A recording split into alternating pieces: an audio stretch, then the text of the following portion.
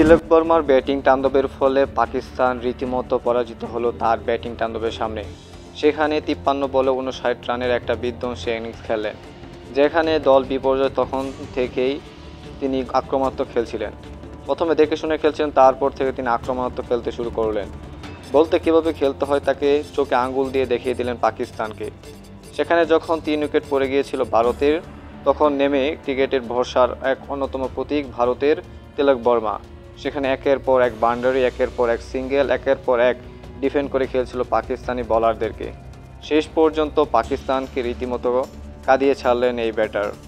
বলতে গেলে তার ব্যাটে 6 ছিল 4টি এবং 4 ছিল 6টি। বলতে গেলে দুর্দান্তভাবে পারফর্ম করেছেন। শাহিন শাহ আফ্রিদি হারেসকে রীতিমতো তিনি নাস্তানাবুদ করেছেন।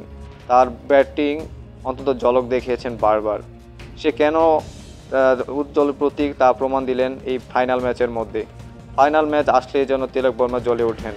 পাকিস্তানের অ্যাগেনস্টে নিজের সাড়াটা দিলেন, যার ফলে পাকিস্তানের অ্যাগেনস্টে ফাইনাল ম্যাচের মধ্যে জয় করতে সক্ষম হয় এই তিলক বর্মার ব্যাটিং ঝলকের মাধ্যমে। যার ফলে পাকিস্তান রীতিমতো কান্না করে দেয় মাঠের মধ্যেই, যার পাকিস্তানি দর্শক থেকে পাকিস্তানি প্লেয়াররা, যার ব্যাটিংয়ের তাণ্ডবের মাধ্যমে পাকিস্তান পরাজিত